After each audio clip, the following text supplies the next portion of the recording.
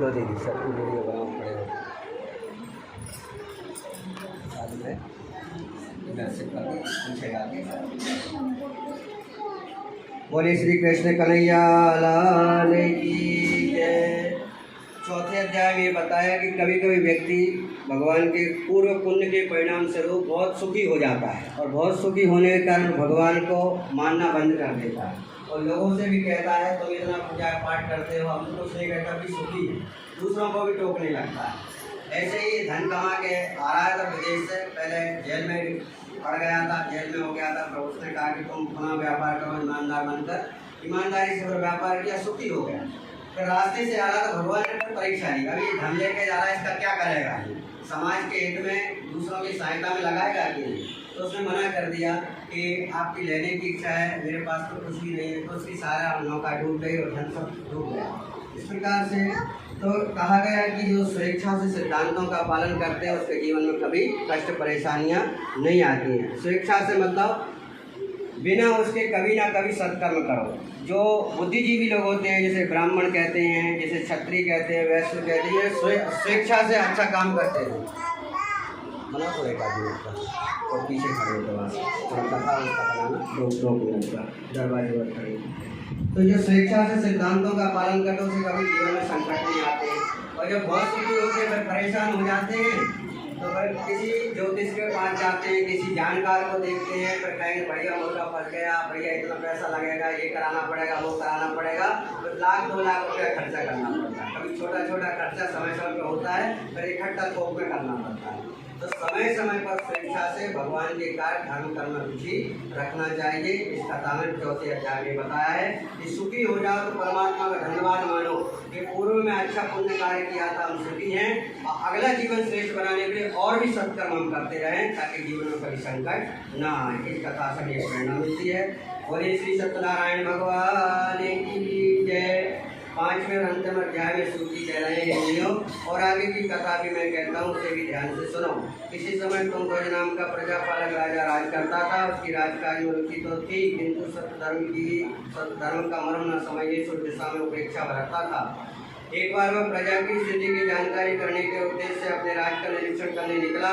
एक स्थान पर वट वृक्ष के नीचे 2 परिवारों को एकत्रित देखा जो सत्य धर्म के पालक थे और उस समय धर्मानुष्ठान में लगे थे।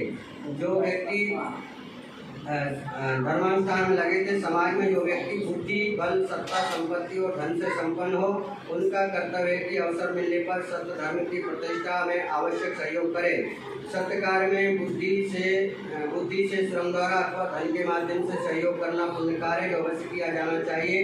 वो गणों ने राजा के पास जाकर धर्मायोजन में भाग लेने और प्रसाद ग्रहण करने का अनुरोध किया, किंतु राजा ने उन्हें नीच में उत्पन्न समझकर उनके साथ बैठे और उन्हें स्पर्श करने में भी अपना दोष माना। इसलिए अहंकार के वशीभूत हुए राजा वो गणों का आग्रह ठुकरा कर तथा धर्मायोजन की उपेक्षा करके अपने निवास स्थान को लौट गया।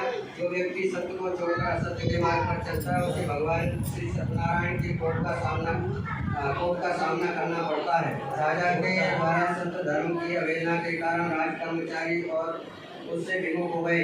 कलह कटता द्वेष आलस स्वार्थ वसनादि घातक दोष हो सकते स्वभाव प्रविष्ट हो गए। भगवान श्री सत्यनारायण की अवज्ञा के फलस्वरूप सारी व्यवस्था बिगड़ गई तथा राजा का धन सम्मान लुप्त हो गया। इस प्रकार विपत्ति आने पर राजा ने विचार किया तो उसे अपने अहंकार तथा कर्तव्य विमुख होने का ध्यान आया।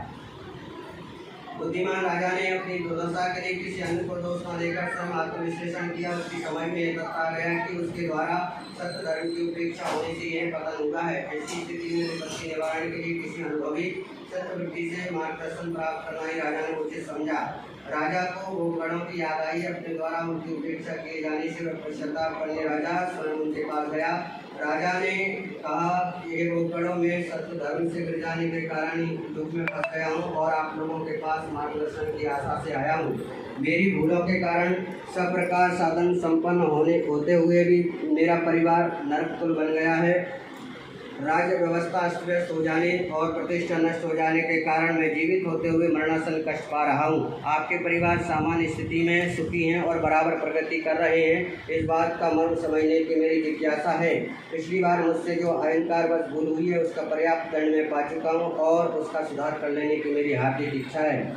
उन्हीं में से एक विवेकवान ने राजा से कहा कि अपने ऊपर आने वाली विपत्तियों के प्रधान कारण अपने स्वयं के ही दोष होते हैं। आपने अपने दोषों के निवारण द्वारा विपत्ति निवारण का जो मार्ग अपनाया है वह अवश्य कल्याणप्रद सिद्ध होगा। ये राजन, भगवान सत्यरूप हैं और वे हर व्यक्ति को सत्य धर्म समझने तथा उसका अनुसरण करने का समुचित अवसर प्रदान करते हैं। लोग अपने मिथ्या अहंकार के वशीभूत होकर उन अवसरों की उपेक्षा करके आपकी भांति घोर विपत्ति में आ जाते हैं। सत्यमार्ग अपनाने वाले को चाहिए कि वह भेदभाव छोड़कर श्रेष्ठ तत्व जहाँ से ही प्राप्त हो सकता हो वहाँ से प्राप्त करे। आपको हमारे परिवारों में जो सुख और संतोष दिखाई देता है वह सब निश्चित रूप से भगवान श्री सत्यनारायण की कृपा का ही फल है। हमारे परिवार में हर सदस्य के भरण पोषण के साथ साथ उसको सुसंस्कारवान बनाने पर भी पूरा ध्यान दिया जाता है। राजन, श्रेष्ठ सिद्धांत केवल कहने सुनने से लाभ नहीं पहुंचाते, इसके लिए उन्हें सतत अभ्यास द्वारा आचरण में लाना पड़ता है।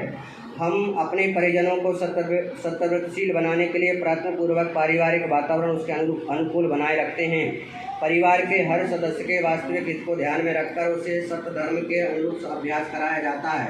राजन, सत्य व्रत के प्रभाव से हमारे परिवार के प्रत्येक सदस्य आलस और व्यसनादि से मुक्त होकर स्नेह, सहानुभूति और कर्मठता आदि गुणों से युक्त हैं। अपनी योग्यता के द्वारा पूरे परिवार को अधिक से अधिक लाभ पहुंचाने का उत्साह हर सदस्य के अंदर बना ही रहता है। हे राजन, आप ही अपने कर्तव्य को समझें तथा धार्मिकता का दिखावा छोड़कर सत्य धर्म का पालन करना प्रारंभ करें। ऐसा करने से भगवान सत्यनारायण की कृपा से आपके कष्टों का निवारण अवश्य होगा तथा जीवन लाभ प्राप्त होगा।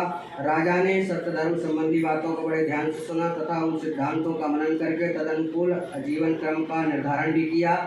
राजा ने इस प्रकार सत्य धर्म का ज्ञान कराने वाले गोपों का उपकार माना तथा उसे विश्वास हो गया कि ज्ञान भवबंधन से मुक्त कर सकता है। उसी के अनुसार आचरण करके राजा प्रभु की अनुकंपा से परिवार से धन धान तथा सुख भोग कर अंत में परमलोक का अधिकारी बना। सूत जी बोले, पुण्यप्रद कथा का भक्तिपूर्वक श्रवण करके दुर्लभ सत्य अपनाने से अद्भुत फल प्राप्त होता है। सत्यव्रत को अपनाने वाले दरिद्र भी भगवान की कृपा से धन धान से पूर्ण हो जाता है और प्राणियों को सब प्रकार के बंधनों से मुक्ति मिल जाती है। भयभीत लोगों को निर्भयता प्राप्त होती है और साधक संसार में इच्छित फल प्राप्त करके अंत समय में सतलोक में स्थान पा लेता है। इसमें कुछ भी संशय नहीं थी। श्री सत्यनारायण व्रत कथा समाप्तम। बोलिए श्री सत्यनारायण भगवान की जय। कृष्ण कन्हैया लाल की जय। ओम नमः पार्वती पतये हर हर महादेव। एक दूसरे के हाथ में देके भगवान की इसमें बात